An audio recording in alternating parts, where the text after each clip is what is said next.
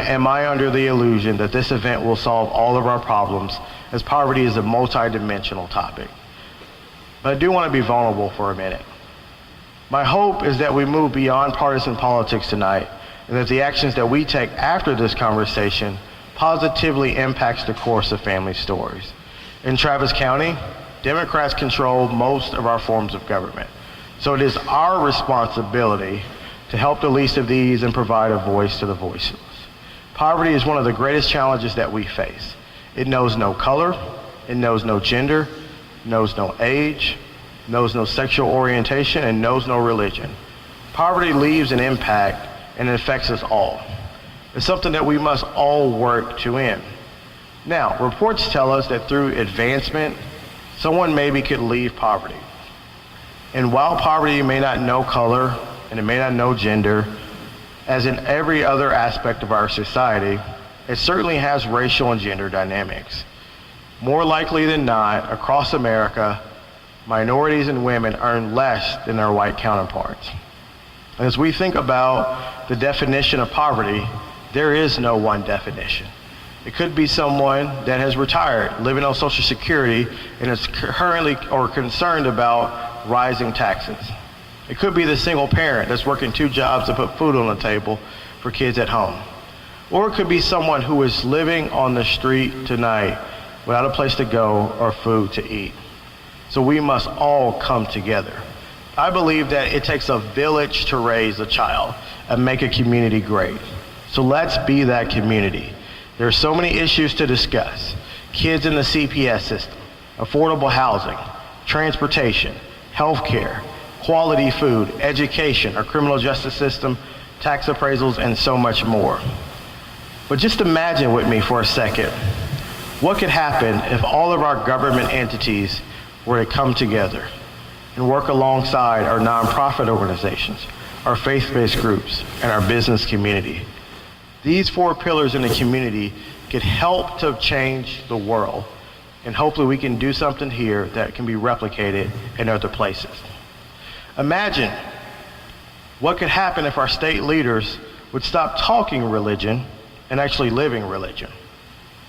Imagine if the state would stop interfering with local communities who know best how to keep their residents safe and seek to provide education, healthcare, and economic advancement.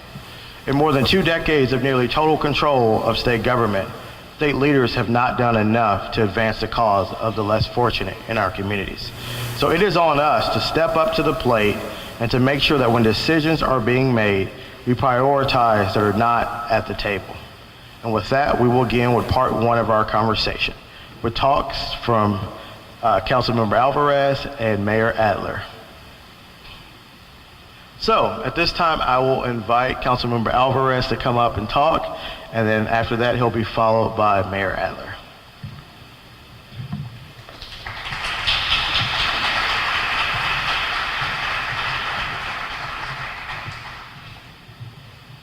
Good evening, and thank you for being here this evening. Thank you, Vince, and thanks to the Democratic Party for having this gathering and for the work you do to help address important issues in our community and to empower folks to get involved in our government and in civic discourse and dialogue and getting involved and getting others involved as well. And this is an issue, the issue of poverty in our community that's very important and that a lot of times gets overlooked because of the very strong economy that we have. We think, you know, if we look at community-wide indicators, that everything's going great and awesome, but it's not true for everybody in this community. It has been talked about, you know, in a variety of forums. And again, my name is Raul Alvarez with the Community Advancement Network, and we're a partnership of 25 agencies that come together to find ways of collaborating, of leveraging resources to try to address some of these challenges, but also to provide resources that show what the current conditions are, which is very important, because if you don't know what the challenges are, you know, it's going to be difficult to find strategies or solutions. You know, but we have the city and the county, city of Pflugerville, we have health providers such as Seton and St. David's, and Central Health, we have 4 chambers of commerce and 3 ISDs and 4 higher ed institutions, and United Way, Goodwill, a lot of very important agencies that come together again to look at the needs of families. And really, if nothing else, you don't remember from my talk, because I'm going to talk about data, but it's easy for those numbers to just go fly right past you, is that the issue of poverty is it's an issue about families, right? And that when you think about it in that way, it's about children, it's about families, and it's about individuals, then it becomes a little easier to find ways of helping out families or helping out folks in different situations that need different kinds of assistance. And so in the dashboard, and there's plenty of copies in the back there, we tracked under the 17 indicators to assess community well-being, or to provide a snapshot of how our community is doing. But how the report is structured is just as important as the data itself, because the CAN board, went through a year-long process to figure out why is it that we're coming together, these 25 agencies. And so the end goal was, the vision for CAN is that we come together to create a community where we're safe, just, and engaged, where our basic needs are met, where we are healthy, and where we achieve our full potential. And so that's the kind of community we want. We want that to be the reality for every member of our community. And so when that isn't the reality for a certain segment of the community, for even one family or individual, then we still have work to do, right? And so I think that's the structure of the report is just as important as what indicators do we look at, but we look at sort of the criminal justice system, we look at voting, we look at crime, we look at education, and the 2 that I want to talk about in terms of poverty are meeting our basic needs and our health, because all of these issues are integrally tied, right? The education is going to have an impact on sort of your income generating potential. And if you're involved with the criminal justice system, well, that's going to affect your ability to have economic generating opportunities and also to find housing and et cetera, et cetera. But on our basic needs, one of the things we do track is the poverty rate. And as you all know, the rate has been decreasing. And we look at a 5-year period, so it's significantly decreased in the 5-year period from 19% to 13% in 2015. And we know that's not the reality for everyone. If you look at the data by race, you see that the poverty rate for African Americans is twice as high, and the poverty rate for Hispanics is 3 times as high. So it's important to look not just at a community-wide indicator, especially economic indicators, but to look at how specific populations are faring. And so page 3 and 4 of the report is the actual dashboard, but pages 5 through 8 are actually the equity analysis that tell you, well, what do those indicators mean for African Americans, for Hispanics, for the Asian community, for people who are low income, and so really I think it's important for you to know that that's in there as well, right? Just if our community is doing well on one indicator, that doesn't mean everyone's doing well. And the other thing is, if you do struggle with poverty, then it affects other areas on the dashboard. So food security, right? So the rate of people who have a limited access to food is 17% in our community. And so that's higher than the poverty rate, which means that, not just people living in poverty are having a tough time, because that's only 13% of the population. So even folks who make more than the poverty rate are struggling with food access. And when you look at folks who pay too much for housing, 36% are housing cost burden. And so just a third of the population has housing cost burden. So economics does affect a lot of indicators here. The last one I'll mention under the health is the rate of uninsured, which again has increased greatly because of Affordable Care Act and what our health providers have done in terms of mobilizing resources to get people signed up. But 5 years ago, the uninsured rate was 21% and it's now 16%. But if you look at it for low-income individuals, the uninsured rate is 31%. So again, to kind of drive home the point that a lot of these indicators are interrelated, and we need to look at it kind of in that way. And finally, I think the other thing I wanted to highlight, because We don't have time to go page by page, and there's lots of indicators and a lot of information. But there's an insert that I included in the dashboard, which is called A Closer Look at Child Poverty. Again, to drive home the point that this is about families, and this is about how we help even children in our community, because the disparities for children in terms of poverty are even more challenging than they are just for adults. And so if you look at the PowerPoint, you see that, you know, the poverty rate for adults, when you compare whites and African Americans and Hispanics, is about 2.5 to 3 times as high. But when you look at white children compared to Hispanic and black children, it's about 5 to 6 times as high. You know, and so the face of poverty is one that's very much black and brown. And if you look at the demographics of our community, you know, 65% or so are students of color, right? So it behooves us to address the needs of these young children, right? Not just because it's of a moral imperative, but because, you know, really, in reality, our future does depend on how we serve all of our families that are struggling. And then finally, I wanted to share a couple of statistics about the families with children living in poverty. And there's 58,000 families who live in poverty. 70% of those individuals are black or Hispanic, of the children are black or Hispanic. 64% live with a single parent. And 55% live with at least one parent who is foreign born. And so the reason I share this is not, you know, just to, it's not to just like say that these are the causes of the issue, but they point to a solution, right? So if we know that children need support, right? Well, we know that you can go to the schools to provide support and to reach those parents who need support. If you know that a lot of these parents with children in poverty are single parents, well, let's create more programs to help single parents, right? And then if you have a pretty good percentage of children who have foreign-born parents, well, let's make sure we have good language access programs and that we do things in a way that's language specific and that's also culturally sensitive. So I think the reason to look at the data is because it tells you how to identify and arrive at solutions, and not just to say, well, here's a problem, I hope somebody can do something about it, but we try to present the data in a way that hopefully it becomes actionable, and not only our partners can do something, but also other elected leaders and other community members like yourself who feel this is an important issue. So thanks very much, and look forward to the conversation.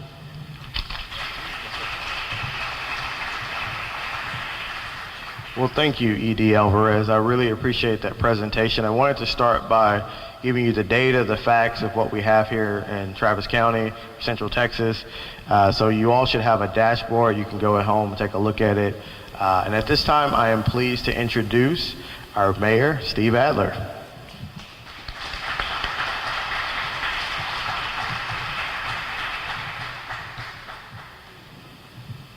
Well, first, let me begin by thanking everybody for coming like this to give up a Thursday evening to have a conversation about poverty in our city. A real important topic, but the fact that you're here is a gift to this city, and I just want to say thank you for putting in that time. You know, we do enjoy just unbelievable prosperity here in Austin, Texas right now. But as the numbers show us, and these numbers don't lie, and Raul, thanks for the work that the CAN does in this dashboard. It's become something that so many of us in the community keep at the side of our desk and help provide a framework for us to measure the work that we do and the challenges that we face. But those numbers show us pretty clearly that despite everything that's happening so well in our community, that a rising tide does not, in fact, lift all boats that have people in them in our community. The boats that are unfairly anchored do not travel as far as the other boats. Those anchors are things like institutional racism or systemic inequities in our city. lack of access to capital, inequitable infrastructure investment, just not having access to the same networks that are most prone to provide opportunities for people. That we cannot rely, and as we know all too well, on a city that is generally doing well to in fact do well. And until we figure that out, until we do a better job of providing equal access and equal opportunity, we're never going to realize the true potential that our community has, or the value of everybody that's in our community. So we have affordability issues in our city, and there are two ways you make something more affordable. You make things cost less, or you help people have more money to be able to spend. It's pretty simple. It's one of those two things. Tonight's program, not so much talking about what we're doing and what we need to do to try to make things cost less, increasing the housing supply, providing true mixed income opportunities, providing healthy food in proximity to where people live. We're talking more on the poverty side as the topic for this evening. I begin with the recognition that we are never going to ultimately do what we need to do with poverty in our city until we recognize that there are institutional barriers. And we can do lots of things and many things, but until we actually confront who we are and the systems we operate in, we are never going to be able to succeed. We will be fighting this battle with nearly both hands tied behind our backs. So we've tried as a city to start engaging in that conversation and to make it as widely participated in as we possibly can. The Task Force on Institutional Racism and Systemic Inequities, the Spirit of East Austin projects that thousands of people have been involved in, and we're just a few weeks away from being able to report back to the community on the priorities that came out of that process for helping to ensure that capital and resources and attention are directed in parts of the city where for too long that did not occur. We're participating in programs like My Brother's Keeper, and programs that are designed, again, to fight the institutional and systemic challenges that we have in the city. But what I want to touch on most specifically here tonight is the Master Community Workforce Plan. So we have lots of really good organizations and people in this city that are focused on workforce development and workforce training. And they're all doing great work. They're all seeking the same funding, really, from the same funding base. They come to the city, they come to the county, they go to Workforce Solutions, which is a state agency that brings in the federal funding. But we have never had a really unified or overarching workforce development plan in our region. And I joined with the county judge, Judge Eckhardt, to gather together in one room all of the workforce folks and advocates and agencies in the city. And we gathered them all together and we said, we want you to talk to each other and come up with a single metric by which we can measure success. And we want it to be something that comes from the group. Because after you identify that metric, that's how we're going to judge success, as against that metric. And some programs are going to do really good against that metric, and other programs that are doing really good work may not do good against that metric, and we're going to be focused on that metric.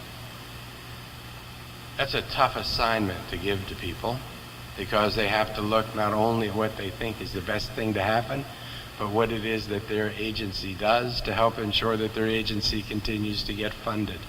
And those kinds of things might not always be the same. It might require some folks to take a look at what they do and retool what they do, or to restructure. But we literally locked them in a room, not just over one day. And we said, come back to us when you can have that single metric. And they did that, and they came back with a single metric, which was to measure how many people in poverty they move out of poverty and into middle skill jobs. A single metric. And that is the very first time that this community has had a regional workforce goal. And then through that, we are now developing and now implementing a workforce development plan that is directed against that goal. And the goal from the collective wisdom of what we can achieve is a stretch goal, but putting in the institutions and the structures to help that happen was to take 10,000 people out of poverty and put them into a middle skill job over the next 5 years. And in addition to that, to take 20 additional thousand people that have middle skill jobs, but to retrain them so that they can get a better skill job, one that has a better future, greater opportunities for advancement. Because the challenge in Austin is not in creating good jobs. We create more middle skill jobs in Austin, Texas than virtually any other city in the country per capita.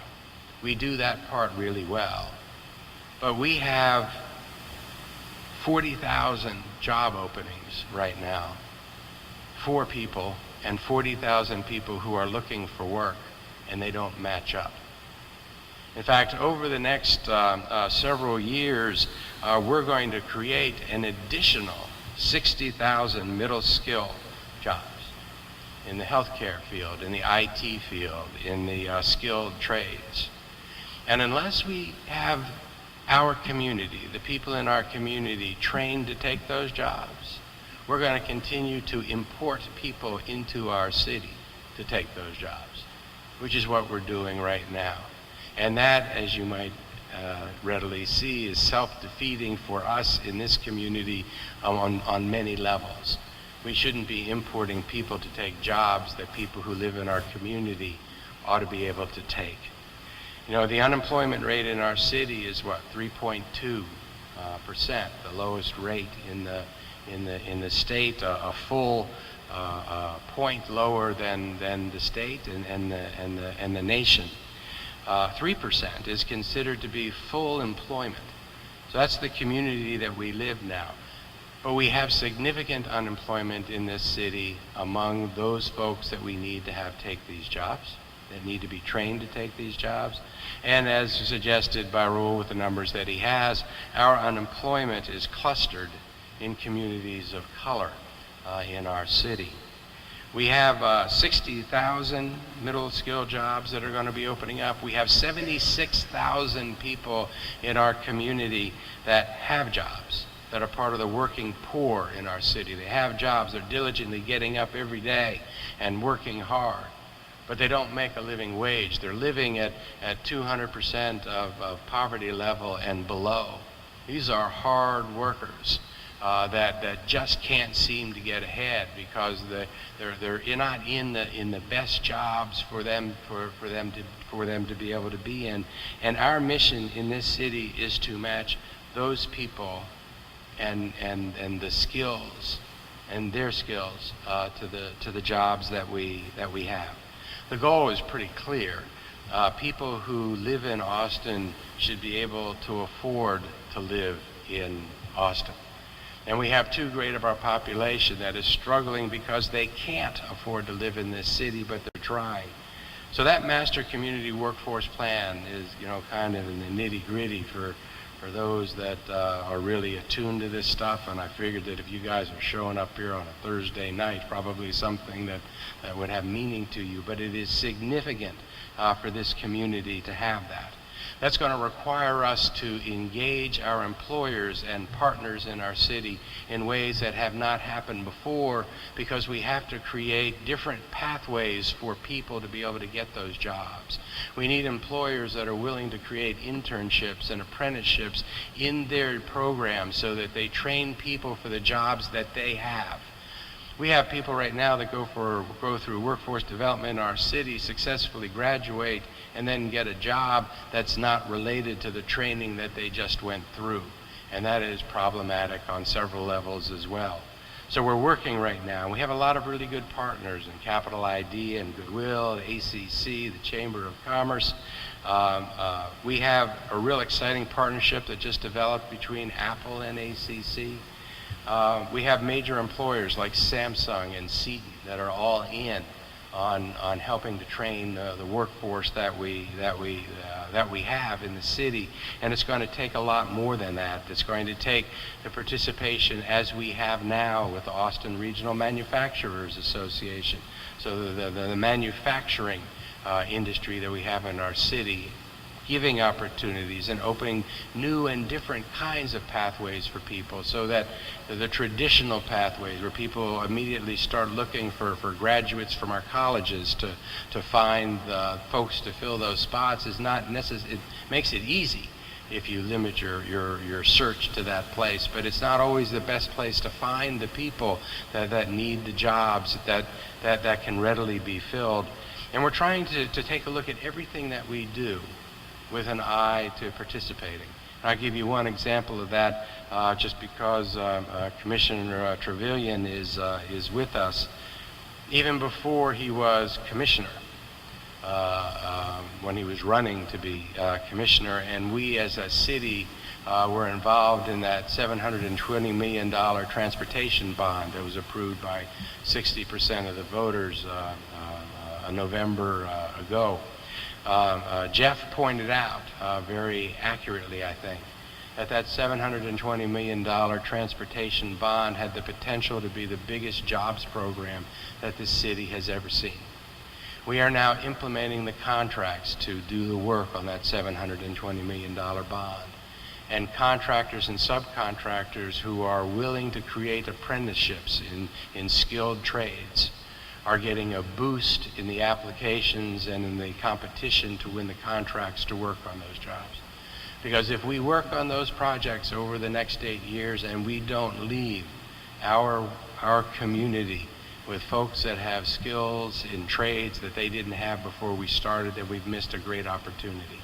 And we're trying to live that message and take that message to the employers that exist in our city. So we're trying to do what we can to help ensure that people have more money to spend. And thank you for being here on a Thursday night.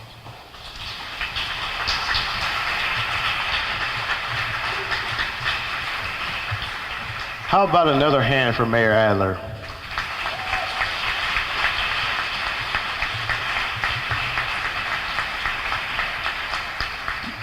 You know, I cannot brag enough on his leadership. I think when you look at someone's character, in his first year, his focus he put was on ending veteran homelessness. And what this city was able to do behind his leadership is amazing, and I just cannot say thank you enough for what you've done, and thank you for all that you are doing. So thank you.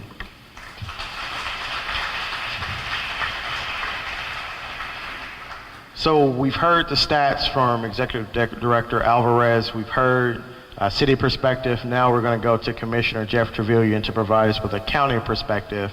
And then after Jeff, we'll hear from a few organizations that are here, and then we're going to have all our panelists come up, and then we'll turn this conversation over to you to ask questions.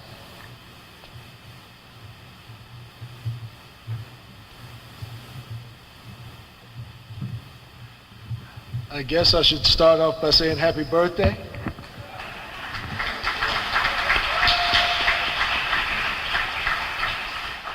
You know, I don't know many people who would volunteer to have a conversation about poverty on their birthday. And I guess that probably explains the present I brought for you too, huh?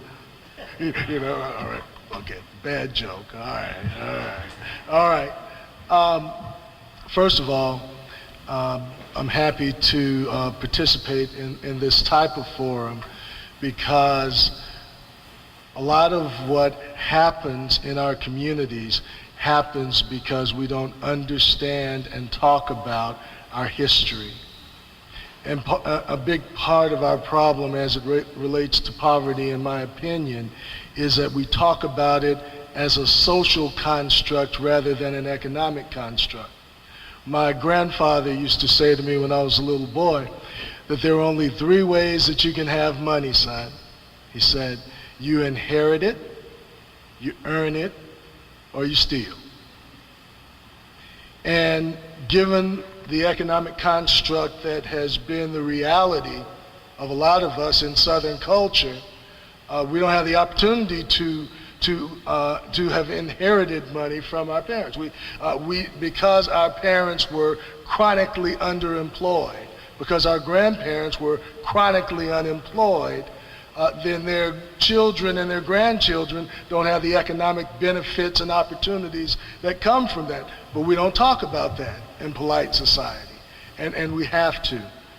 We have to understand that simply going to school in a building together, simply going to work in a building together, simply playing together does not create equity.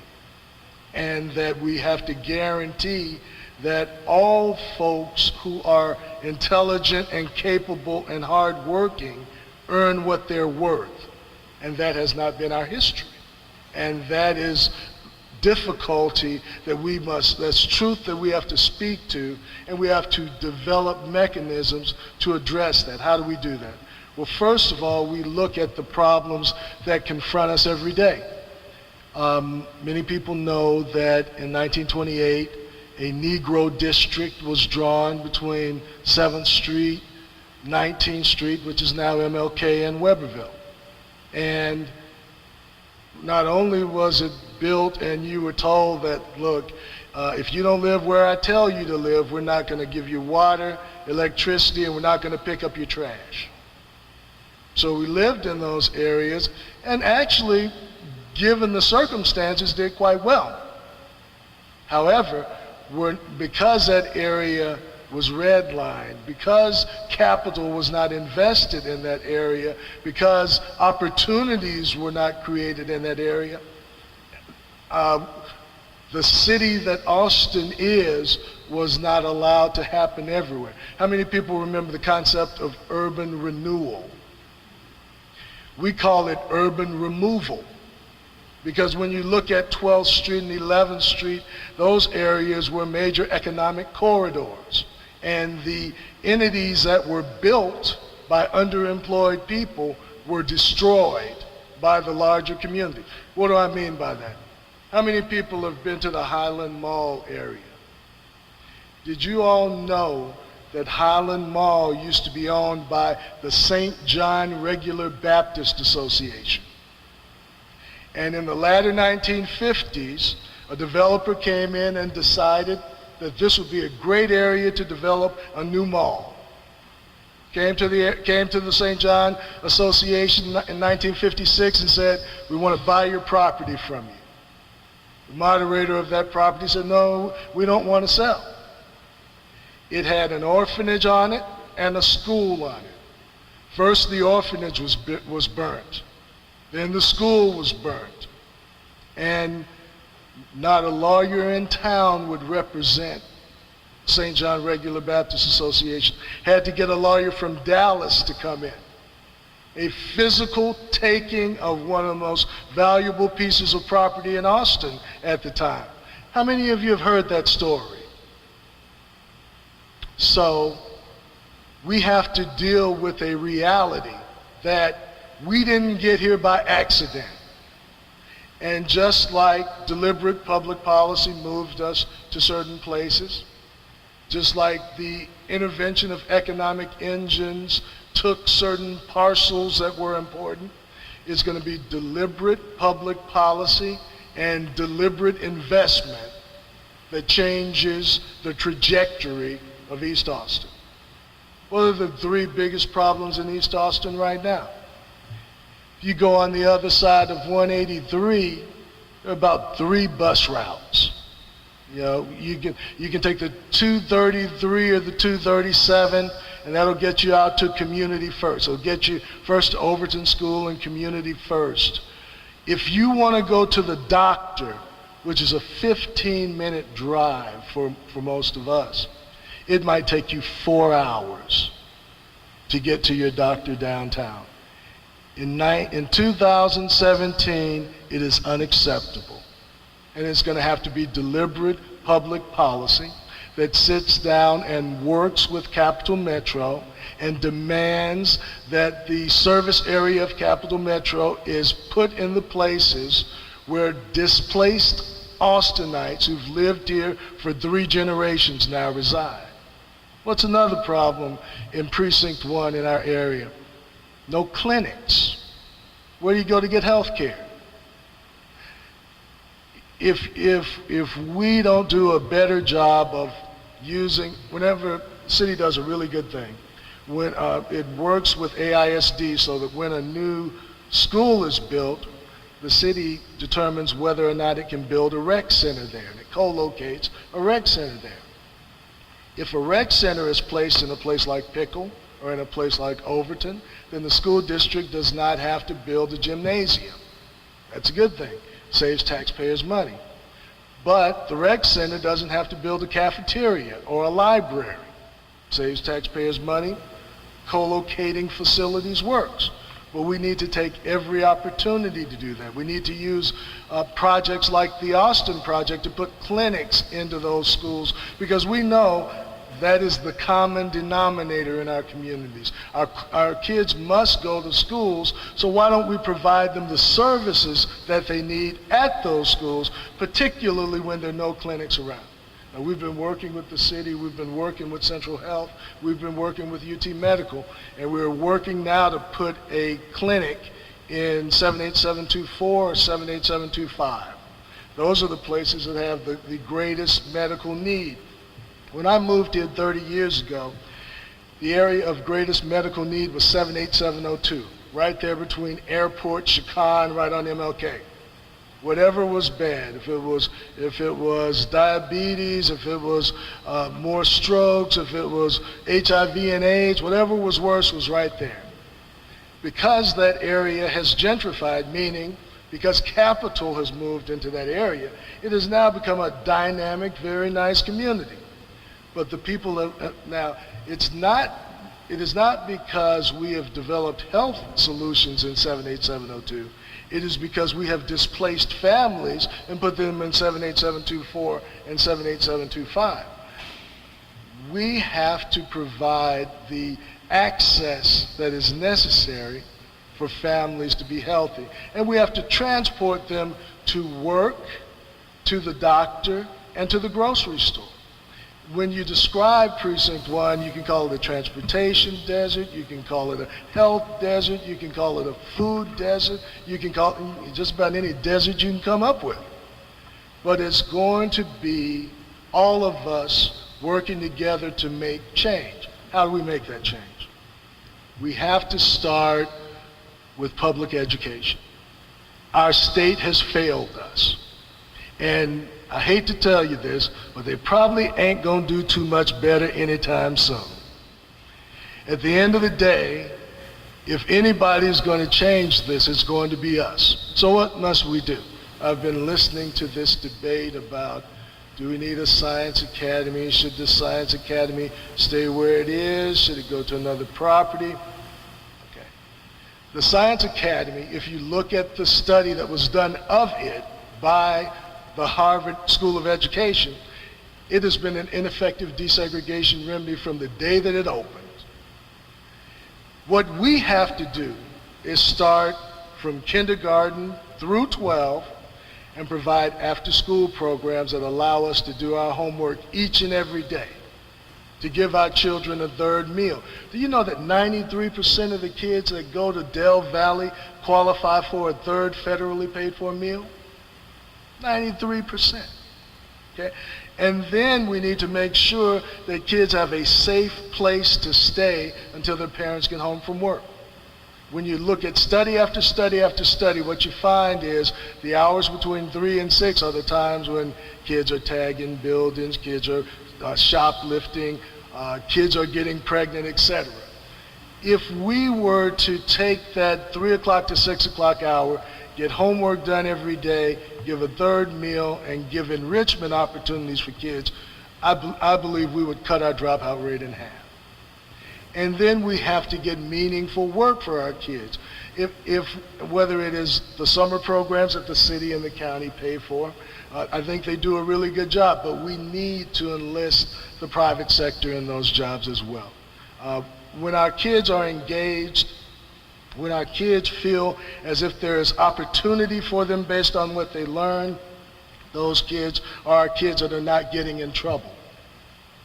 It's important for us to recognize that we have within our bandwidth the ability to work through these problems. We just have to have the will to do so. At the end of the day, one additional thing, when we talk about jobs, when we talk about unemployment rates, when you start looking at low to moderate income minority communities, where we've got a city that's under 5%, we've probably got a minority population that's roughly at 20%. We've got to do a better job of making sure that we do the school to work training. At the end of the day, we've got to make sure that when someone has a skill, whether it's a plumber or a carpenter or HVAC, that we give direct opportunities and take advantage of the great building and development that is going on in these communities now. And we also need to make sure that we extend these programs into our local jails. We need to make sure that when folks are coming out, that they have the skills that are necessary to take advantage of the jobs and resources that are being placed in the community. So it's important for us to work together and get these things done. I realize I'm Baptist and I can talk for a long time. But everything that we need to do, we're capable of doing. We just have to want to.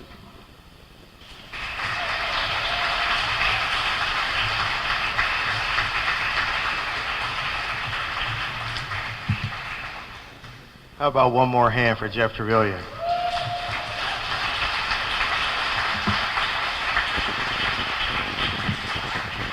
Jeff has done so much great things in his community, and I just want to thank him for everything he's done. He's been a mentor of mine and given me some personal advice as well, so thank you so much.